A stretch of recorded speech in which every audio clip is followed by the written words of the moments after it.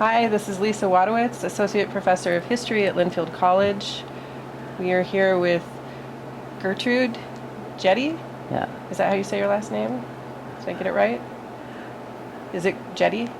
Yeah. Yes. Okay. Gertrude Jette in Champouille, Oregon. It is July 11th, 2019. And I'm here with...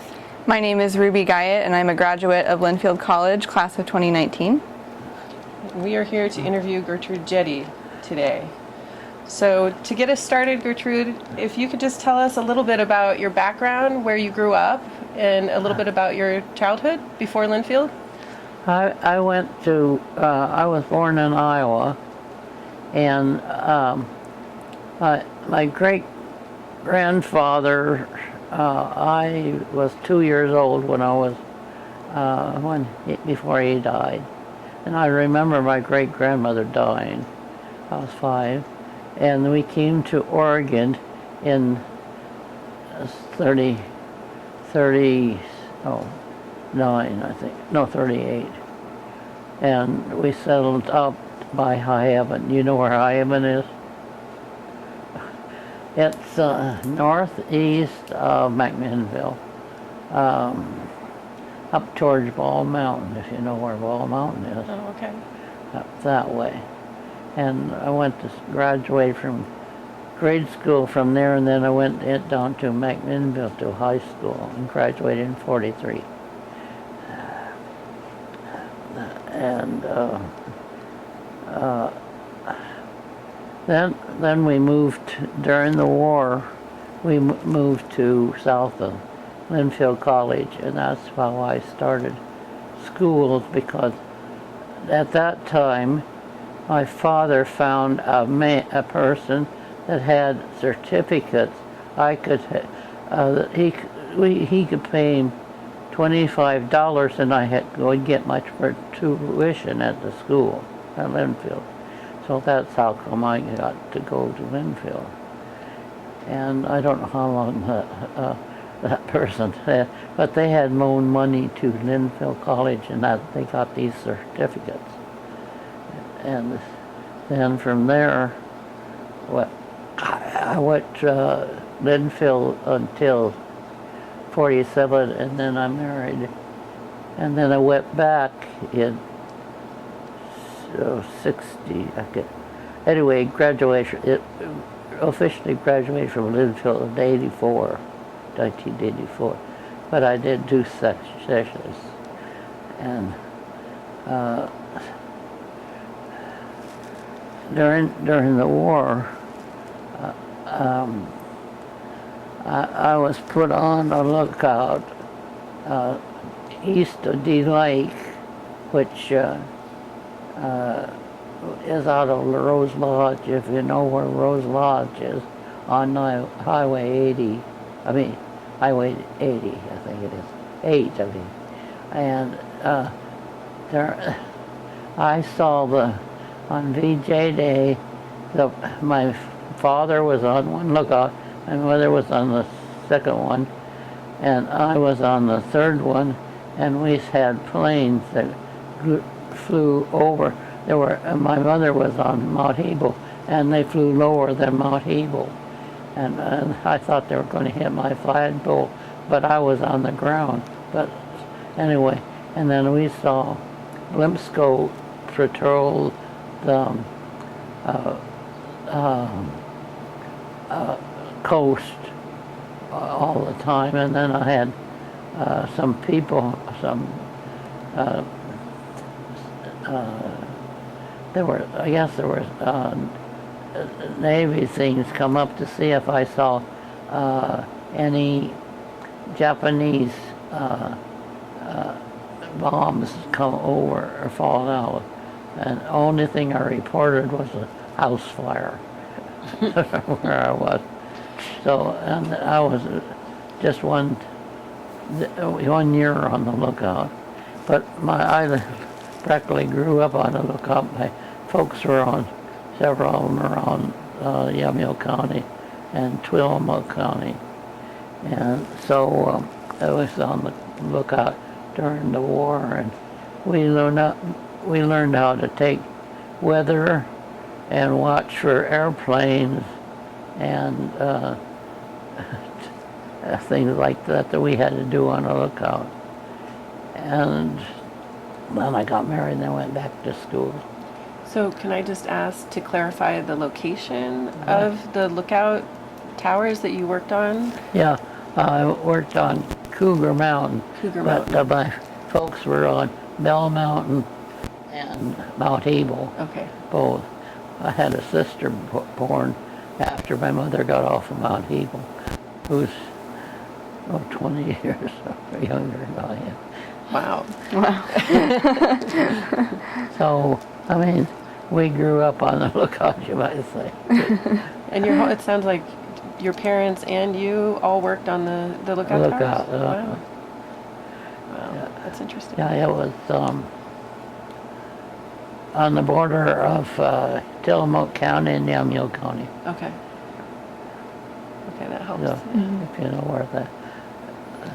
If you go over to on Highway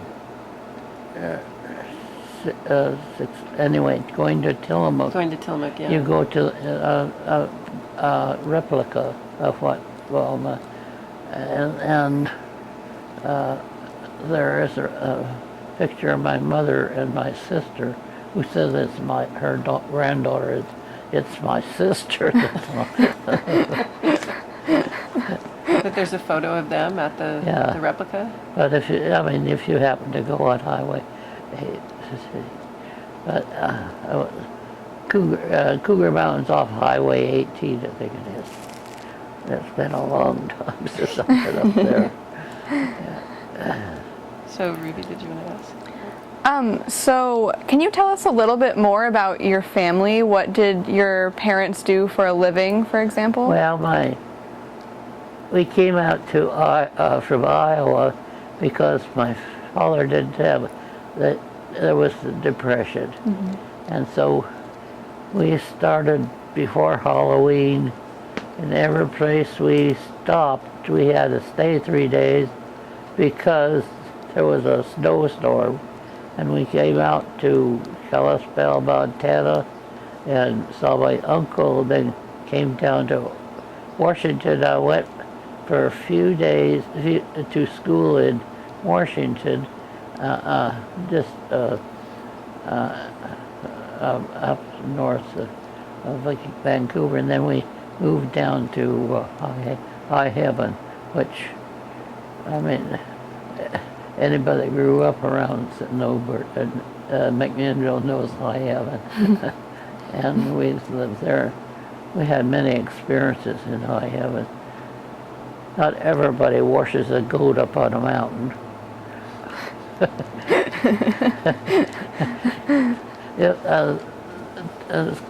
A couple over on Big Hebel, Little Hebel Mountain it is, found a deer, and they had a baby, but it was costing too much to feed this baby deer baby food.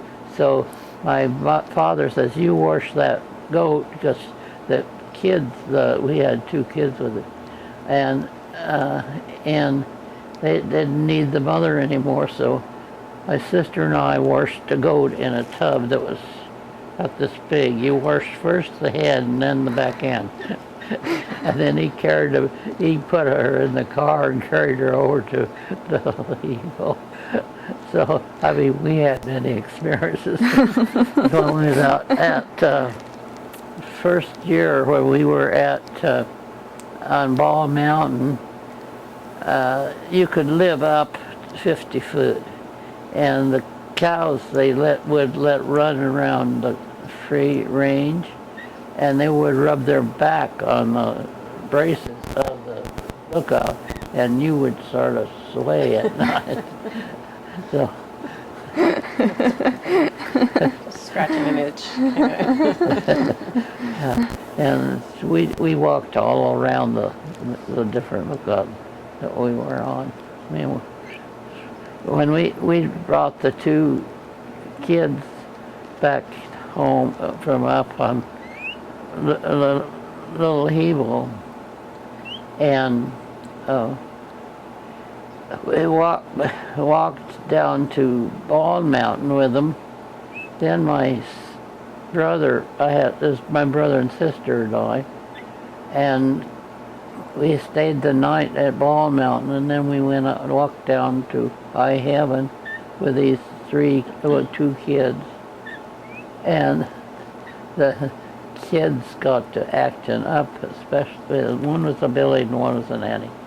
And they got to acting up, and the Billy was acting up, and he thought this was grass, and it was algae on a pond, and it went clear down under it. Under its head, so my brother reached out and pulled him back out. He behaved all the rest of the way down to High Heaven. So that's some of the experiences I had. So I'd love to move to talk about your time at Lynnfield. So you started in 1943. What was it like to 45. be... Oh, 45, my bad. What was it like to be a student at Lynfield right during and then right after the war? There was one girl to maybe 10 boys. 10 girls to one boy, yeah. Because they hadn't come back from the war yet. And so we lived just south of the ball field, of the football field. Mm-hmm. And so I knew some of the professors there. I know Mr. Lever was a football professor, was the athlete one, and I knew where he lived out towards High Heaven too. So and then it was very quiet. Well, when there wasn't too many boys at school then. When after the war. Well, then when the ones that came back were generally married. So they built down near where our place was. They built some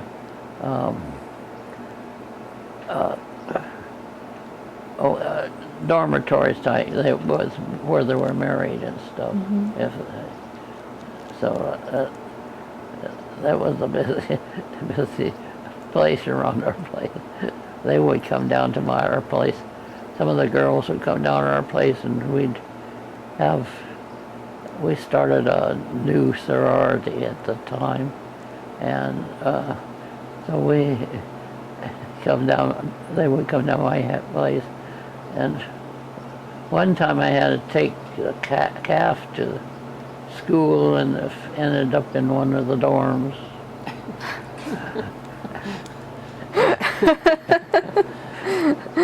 What was the name of the sorority? What? Do you remember the name of the sorority? Yeah, Delta Tau Delta. I don't think it's going now.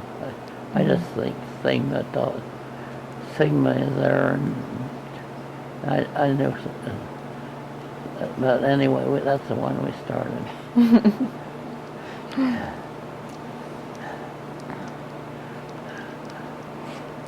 So what kinds of social activities were you involved in during your time at Lynfield? Home economics. Mrs. Fisher taught. I also worked in the cafeteria one term cooking. In fact, they had me on Friday, and I was cooking liver. They had fish and liver that day. And so they thought my liver was real good when I cooked it. So you worked as a cook?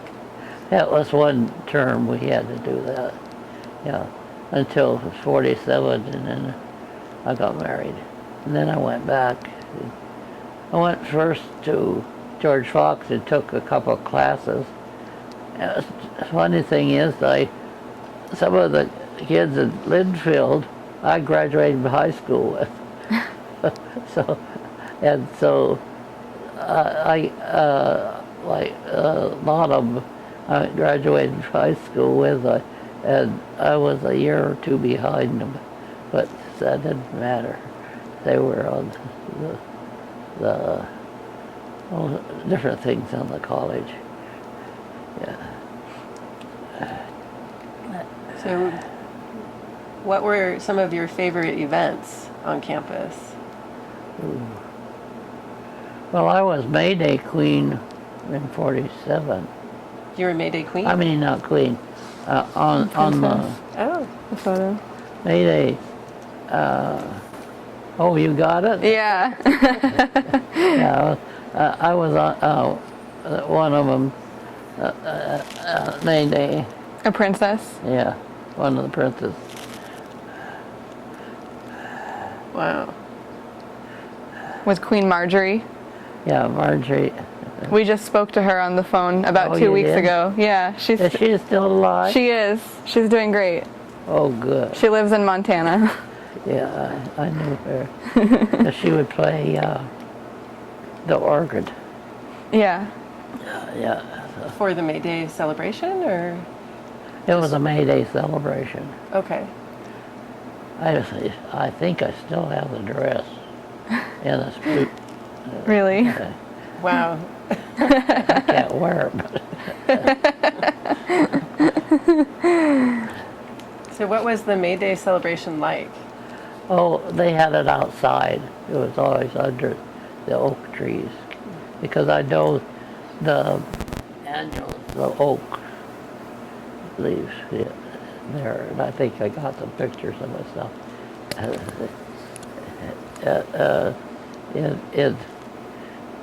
When I went to school.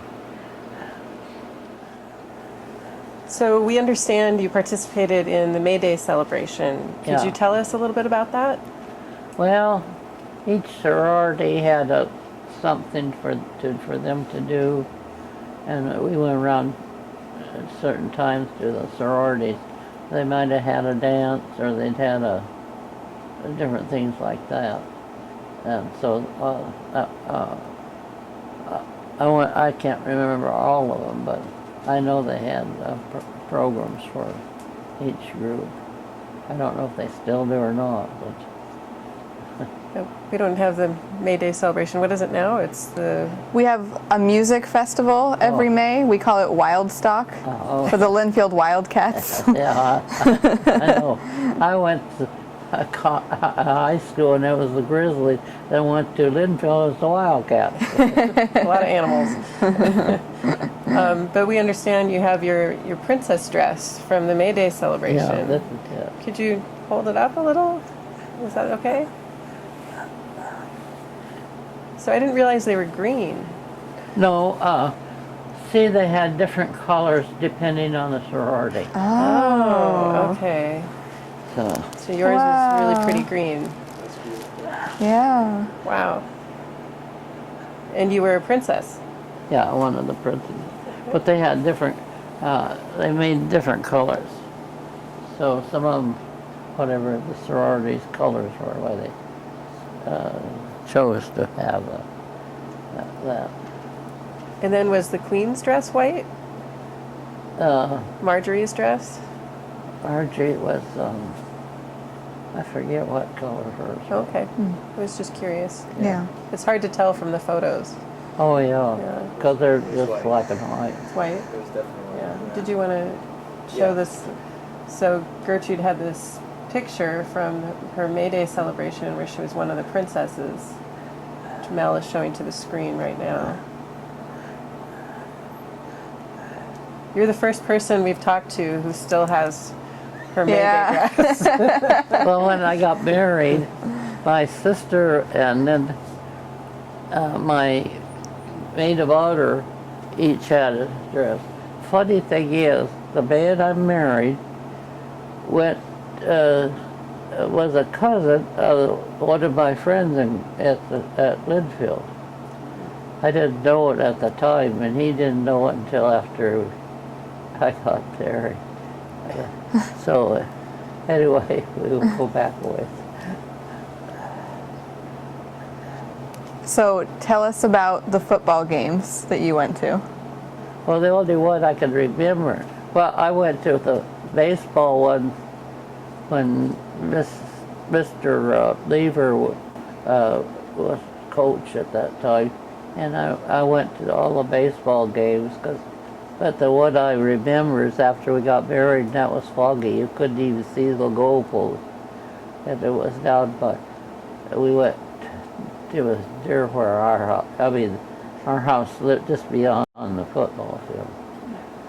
So, But they still played even though it was so foggy? right? They still played the game even though it was Yeah, so foggy? even though it's so foggy, you couldn't even see the goalpost. So we didn't enjoy that. Did you go to any dances? Were there dances on campus? Well, they had dances, but I'm not a good dancer, so I just would go to them. You know, if I was invited to it, you had to be invited. They had a group of girls that was sort of cheerleader things too from there. Were the dances on campus? Yeah. Oh, they were. Okay. And well, it's like we had initiation thing, and so we had it at the we gave a dinner, and it was at the church, the Baptist church there in Linfield. I don't think it's the same one that they have there now. I don't know. Yeah, I don't know. The one that's there now, I don't know if it's the same one. I'm not sure. Yeah. I know Mr.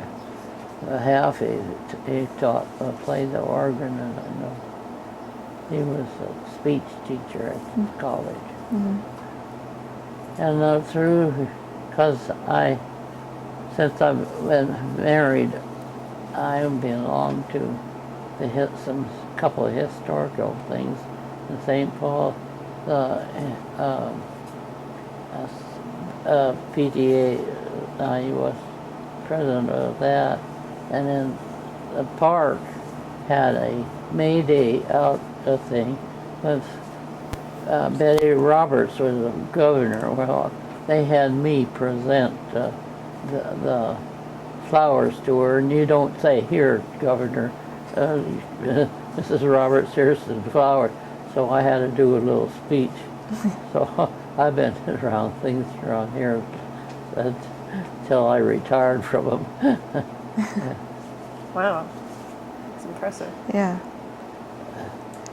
So you mentioned that you worked as a cook one term at Linfield. One term, yeah. Did you work any other jobs while you were a student? No, I didn't. Okay. Just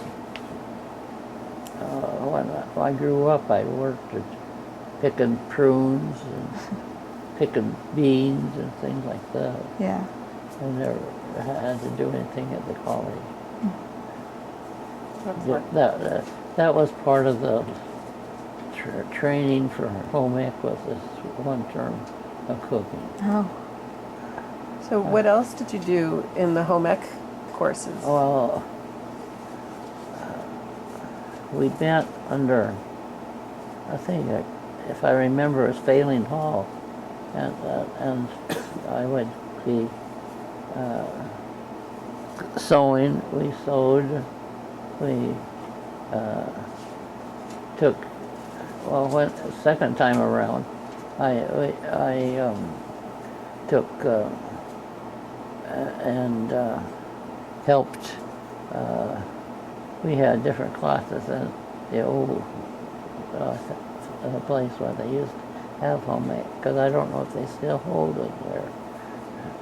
I think they retired it after me. I think it was in the 70s that they phased it out. Yeah. But yeah, we don't have those types of classes anymore. Yeah.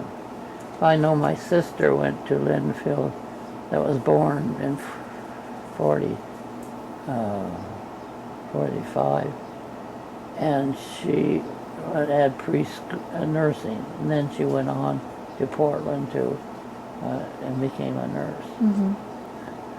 Yeah, that's still a big part of the college today. That's when I get the yearbook, the paper that's right there, I read things like that. The Lynfield magazine, Yeah. maybe? Is that? Yeah. So anyway, I think my brother, after he came home from the service, I think he went 1 year, but he went up to Hood, up to the Dalles after that. So I don't know. I think he went 1 year with the service. The boys got the tuition from the service to go on to school. So. So your sister and your brother both Yeah. attended Lynfield. My brother only went one term or something. One term. My maiden name was Hall, so it won't be listed under Jetty, except I graduated under Jetty. Mm-hmm. So that's it's the trouble of keeping things together.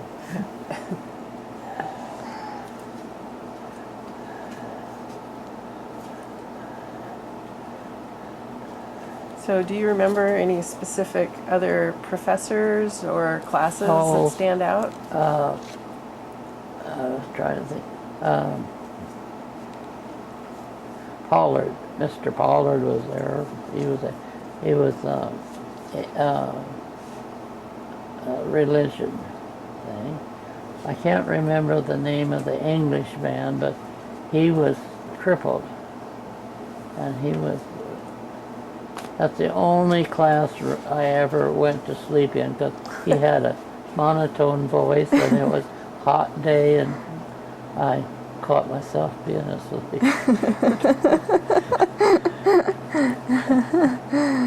And Mrs. Fisher taught first year. It was when I first went. She was a home ec teacher. Can't remember the one from Newburgh. That was my second one.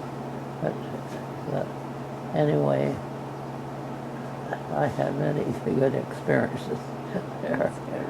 And what did you end up majoring in?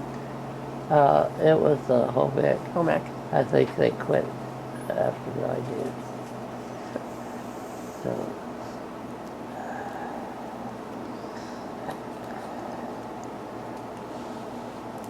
I think at the BA I got bachelor's or whatever. Mm-hmm. So tell us a little bit about how you met your husband. Whoa. Okay.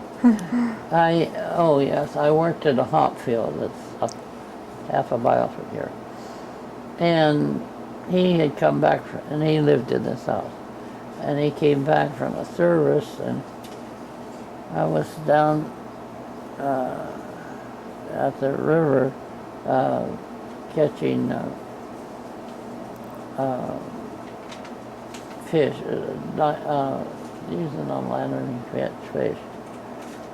And so he kept on coming over to McMinnville, and that's where we met.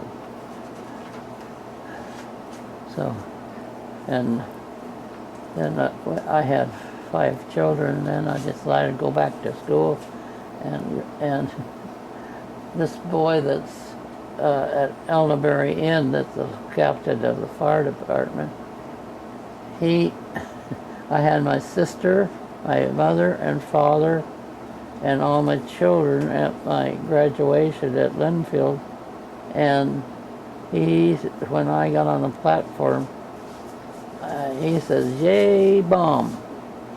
I led a cheer. I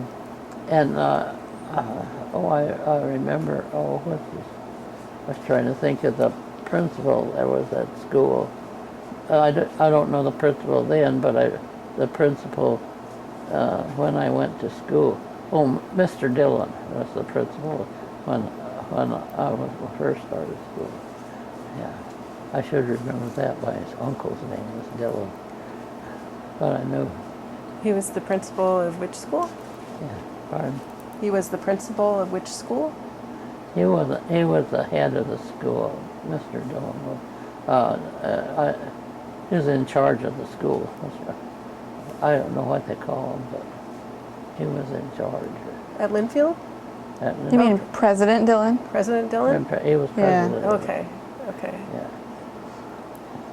So anyway, trying to think of some of the teachers, but I don't remember all of It's them. okay.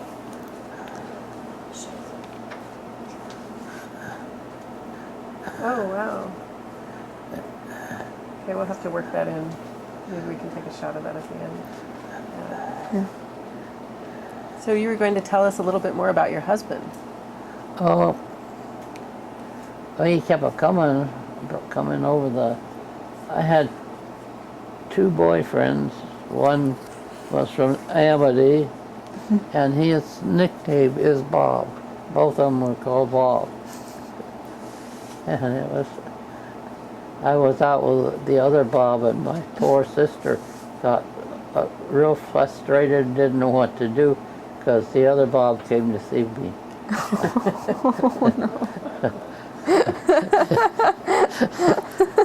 That sounds tricky. Yeah. My oldest son went through all the pictures, and he's put them in order of different things. And he graduated from Oregon State, my oldest son. And then the one said the captain of the fire department at Elderberry. Then I got one son lives here, and my daughter lives in Dallas, and then one lives in Newburgh, my youngest son. So I got them scattered around.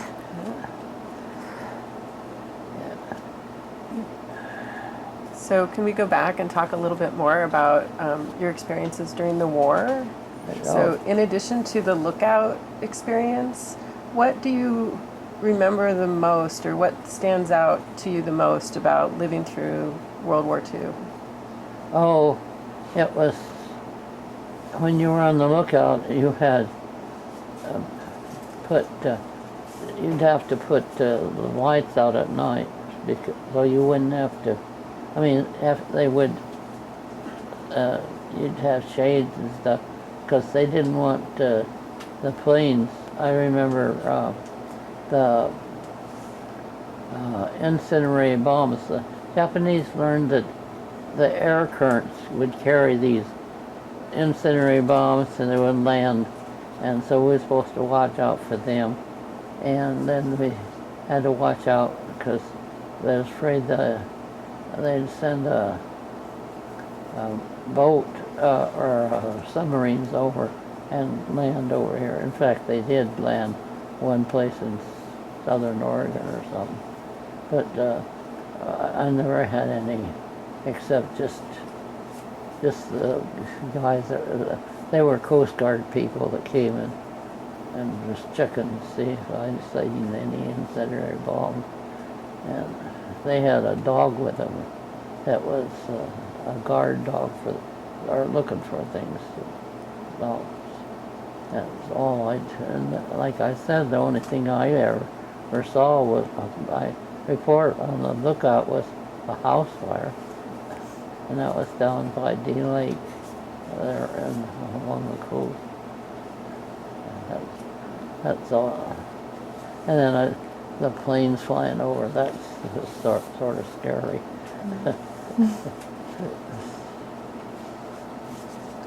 Do you remember having to ration at all? Oh yeah.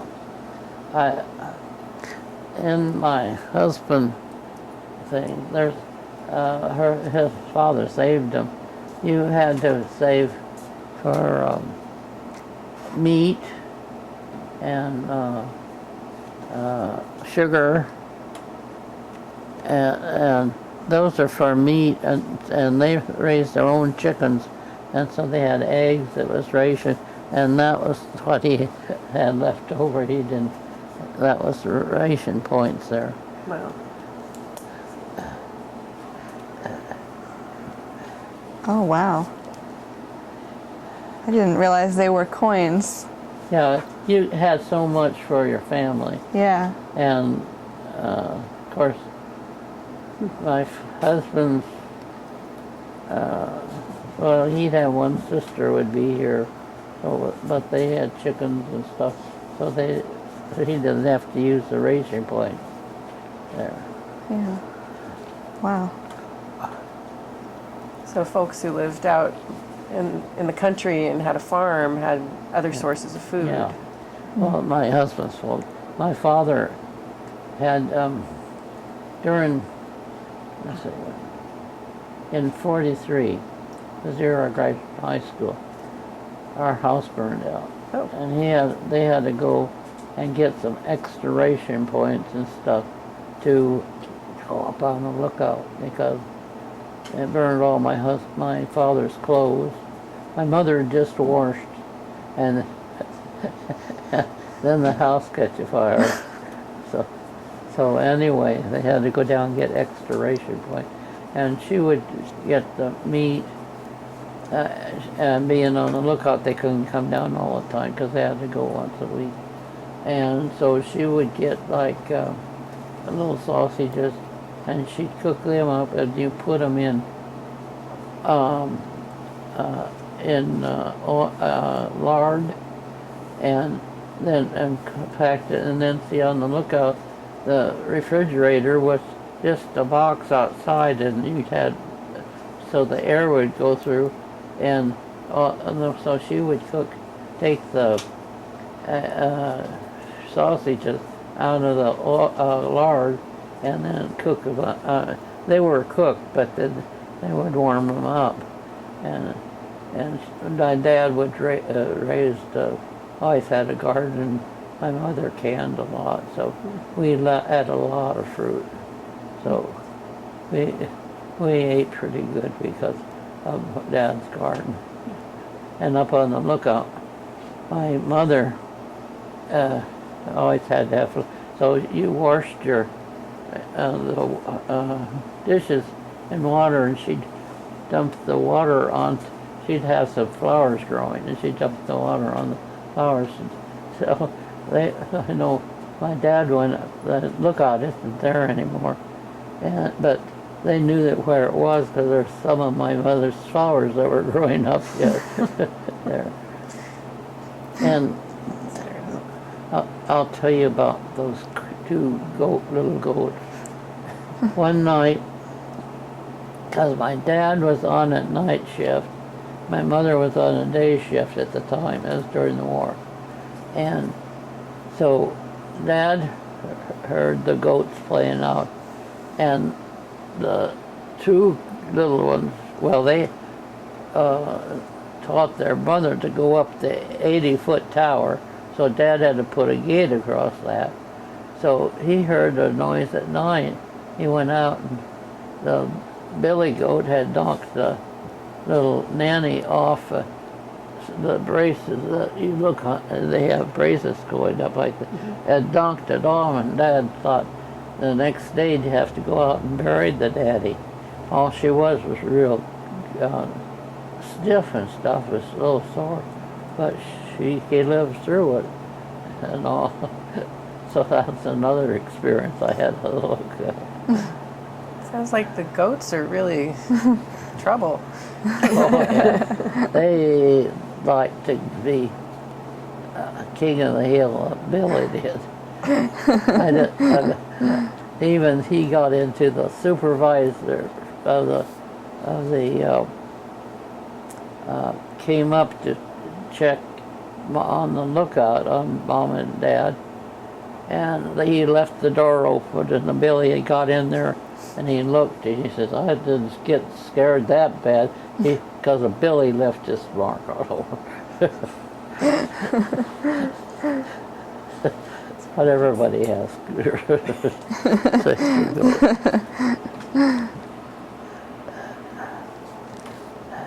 Oh, wow. Oh, wow. So, oh, okay. Maybe we can talk about I it. just have to go. It's a letter, I think. So do you know what this is? Yeah? Do you want to tell us a little bit about this? Uh-oh. I don't know who Hold that on. is. We'll just cut it out. It's okay. She's got it. Hello. I don't know who it was. So Do you want to tell us a little bit about this letter?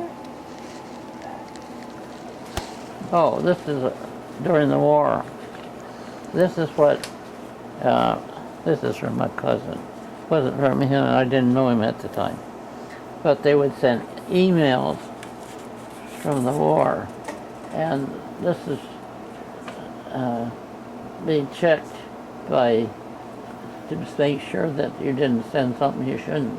And this is the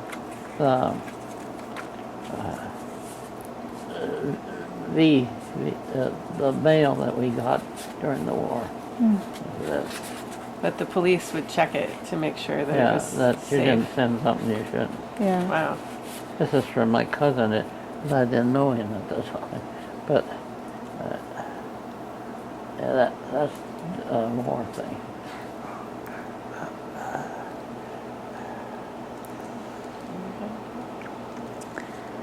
So, is there anything that we've forgotten that you would like to talk about? I don't know of anything that's important. Anything else about your time at Linfield or the war that you'd like us to know more about? Well, it was toward after the war that I went to Lynnfield, really. But I just got in on the tail end of things. That I remember,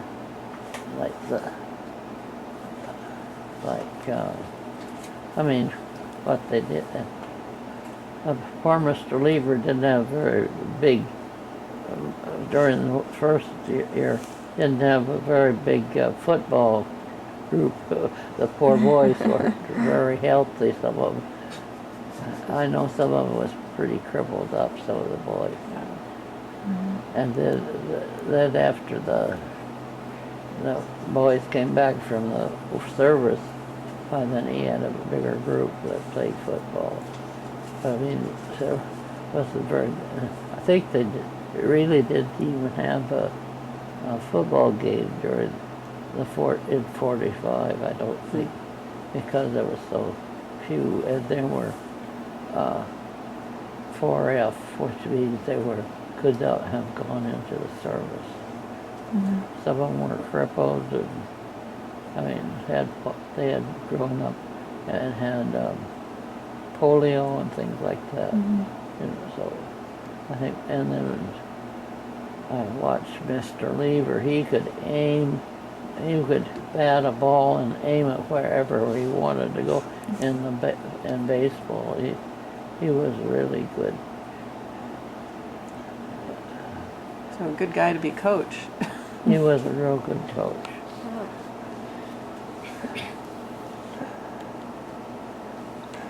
Okay, so we will go ahead and ask the last question that we like to ask everybody that we interview. So we always ask, what immediately comes to your mind when you hear the word Linfield? Just that I had a good time there. I mean, everything was, things went good for me. I always had a good time at Linfield. Yeah. So you have some happy memories. Huh? Happy memories of your time at Oh Linfield? yes, happy memories. Good. Yeah. That's great. Yeah.